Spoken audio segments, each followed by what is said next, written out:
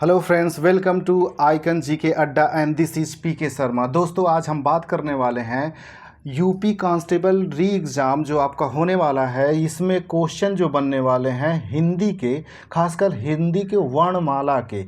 दोस्तों, जो हिंदी के वर्णमाला के क्वेश्चन बनने वाले हैं उनके हम प्रैक्टिस सेट के बारे में बात करने वाले हैं। तो वर्णमाला से जितने भी अच्छे क्वेश्चन बन सकते हैं जो आपके एग्ज़ाम के लिए इम्पॉर्टेंट है दोस्तों, वो इस प्रैक्टिस सेट में दिए गए हैं। तो आइए हम देखते हैं दोस्तों। हमारा पहला क्वेश्चन है, निम्नलिखित में से कौन स्वर नहीं है?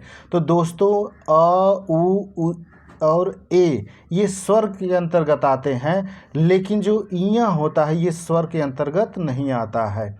दोस्तों, ये क्वेश्चन आया हुआ है, इसको अच्छे से ध्यान में रखिएगा। अगला क्वेश्चन है दोस्तों हमारा, निम्नलिखित में कौन ट वर्ग नहीं है? तो दोस्तों, कौन ट वर्ग में नहीं है? तो हमें पता है कि ट, ठ, ड, ढ, या ये सब जो होते हैं ये ट वर्ग में आते हैं, लेकिन घ जो होता है ये ट वर्ग में नहीं आता है। अगला है दोस्तों, हिंदी वर्णमाला में व्यंजनों की संख्या है। दोस्तों, ये भी कई बार आया हुआ है और इम्पॉर्टेंट क्वेश्चन है कि हिंदी वर्णमाला में व्यंजनों की संख्या है। तो हिंदी वर्णमाला में व्यंजनों की संख्या जो है वो 33 है।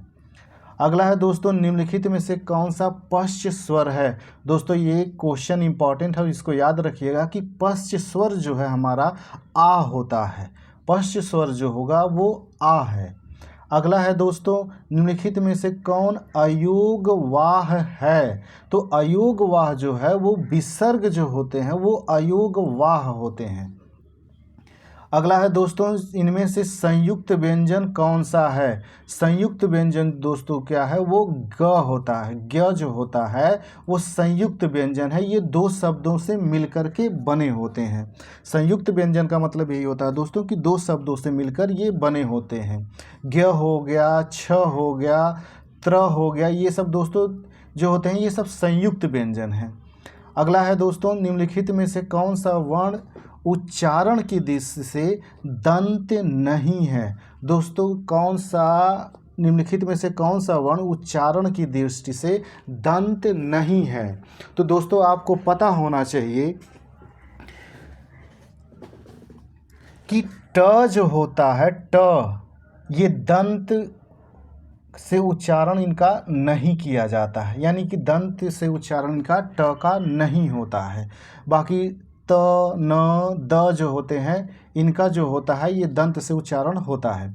अगला है दोस्तों, जिन शब्दों के अंत में अ आता है उन्हें क्या कहते हैं? तो दोस्तों, जिन शब्दों के अंत में अ आता है उन्हें अकारांत कहा जाता है। उन्हें क्या कहा जाता है? अकारांत। यानी कि अ से जिनका अंत होता है उन्हें अकारांत कहा जाता है।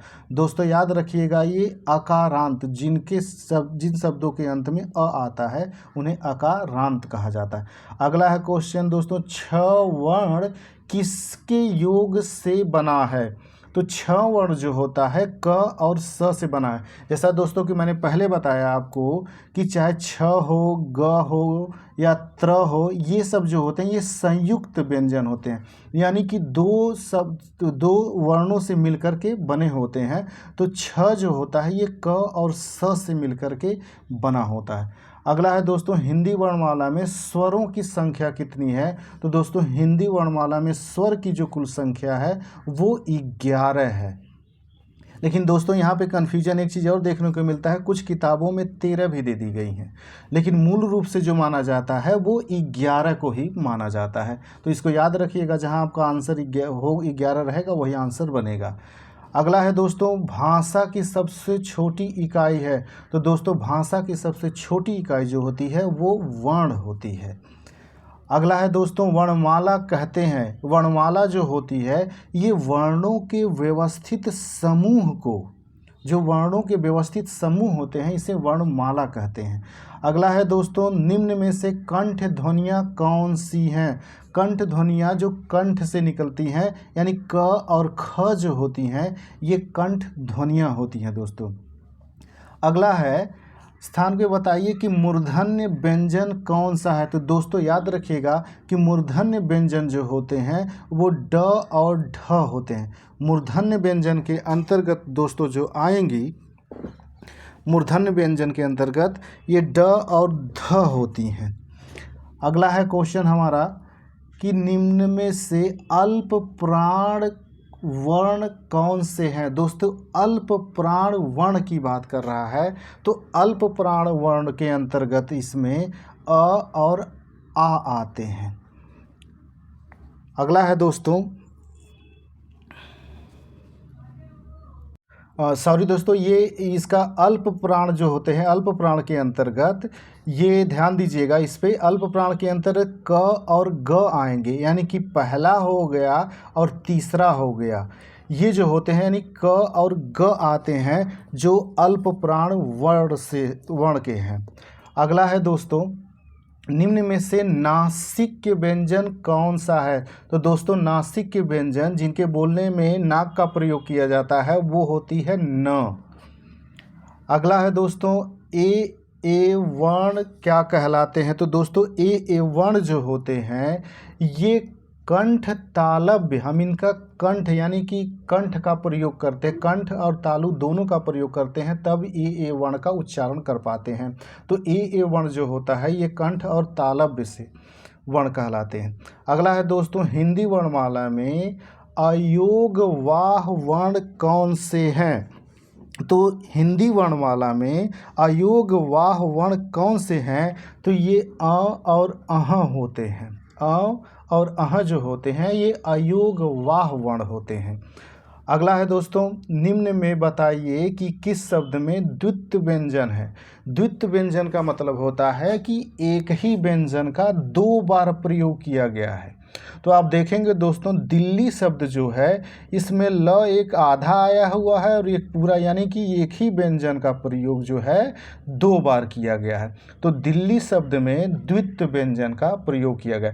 लेकिन उत्साह में देखेंगे त जो है ये अलग है, त एक ही है, यानी कि दो त नहीं है, इसलिए दिल्ली में एक आधा भी ल है और एक पूरा भी ल है, इसलिए इसमें द्वित्व व्यंजन है, यानी कि इनको दोहराया गया है। अगला है दोस्तों, स ह कौन से व्यंजन कहलाते हैं। जो स ह होते हैं ये संघर्षी व्यंजन कहलाते हैं, क्योंकि इनको बोलने में जीभ को संघर्ष यानी कि कई जगह संघर्ष करना पड़ता है दोस्तों, इधर उधर, इसको इसी वजह से इसको संघर्षी व्यंजन कहा जाता है। और ये दोस्तों कई बार क्वेश्चन पूछा गया है और ये इम्पोर्टेंट है क्वेश्चन, इसको याद रखिएगा। निम्नलिखित में से बताइए कि नवीन विकसित ध्वनियाँ कौन सी हैं। तो दोस्तों याद रखिएगा नवीन विकसित जो ध्वनियाँ होती हैं वो ख और ग, ये ख और ग में, ख और ग में जो नुक्ता लगा हुआ है ये इसको अलग कर देता है, और ये नवीन एक आविष्कार है जो बहुत पहले ही हुआ था। तो ख और ग जिसमें नीचे नुक्ता लगा हुआ है ये नवीन विकसित ध्वनियाँ हैं। अगला है दोस्तों, निम्नलिखित में से कौन सा घोष वर्ण है। तो दोस्तों याद रखिएगा कि घोष वर्ण के अंतर्गत म आता है, म जो होता है ये घोष वर्ण है। अगला है दोस्तों, कौन सा तालव्य व्यंजन है। दोस्तों तालव्य यानी कि तालु से जिसको बोला जाता है, तो आपको पता है च छ ज जो होता है ये तालव्य व्यंजन होता है। अगला है दोस्तों, क ग ज फ ध्वनियाँ किसकी हैं। तो ये क ग ज फ ध्वनियाँ जो हैं दोस्तों आपने देखा होगा इसके नीचे नुक्ता लगा हुआ है, तो ये अरबी फारसी की ध्वनियाँ हैं और ये भी कई बार पूछा गया है। अगला है दोस्तों, हिंदी में मूलतः वर्णों की संख्या कितनी है। तो हिंदी में मूलतः जो वर्ण होते हैं उनकी संख्या 52 है, 52 है। दोस्तों जितनी भी ये संख्या वाली चीज़ें हैं ये याद रखिएगा और कई बार ये पूछी गई हैं, चाहे हम वर्णों की बात करते हैं या कुल स्वरों की संख्या की बात करते हो या हिंदी वर्णमाला में व्यंजनों की बात करते हो। तो स्वर का दोस्तों याद रखिएगा, मैं फिर से एक बार रिपीट कर देता हूँ, स्वर हो गए 11 और जो व्यंजन होते हैं उनकी संख्या हो गई है 33, और ये टोटल कुल वर्णों की बात की जाएगी तो ये 52 होते हैं, 52। अगला है दोस्तों छ ध्वनि किसके अंतर्गत आती है। तो दोस्तों छ ध्वनि जो होती है ये संयुक्त वर्ण है, यानी दो शब्दों को, दो वर्णों को मिला करके ये बनी हुई है छ। तो छ जो होती है संयुक्त होती है, याद रखिएगा। चाहे हम छ की बात करें, चाहे ग की बात करें, चाहे त्र की बात करें, ये सब संयुक्त होती हैं। अगला है दोस्तों हिंदी शब्दकोश में छ का क्रम किस वर्ण के बाद आता है। तो हिंदी शब्दकोश में छ जो होता है इसका छ का जो क्रम होता है वो क के बाद आता है दोस्तों। किसके बाद आता है? क के बाद।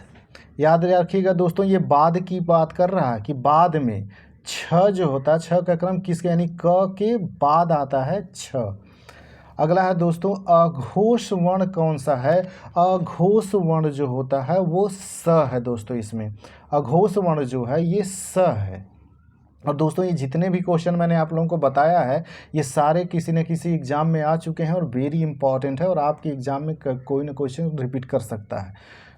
अगला है दोस्तों घ का उच्चारण कौन सा है।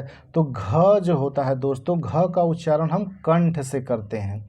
घ का उच्चारण जो है हम कंठ से करते हैं। अगला है दोस्तों ये सेशन जो था यहीं तक था।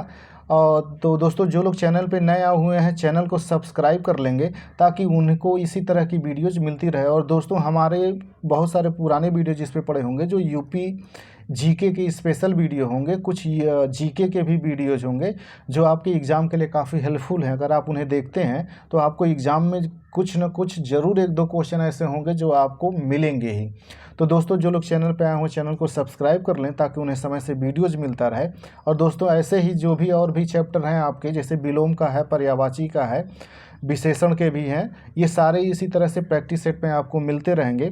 मिलते हैं दोस्तों अगले वीडियोज़ में, तब तक के लिए नमस्कार, जय हिंद।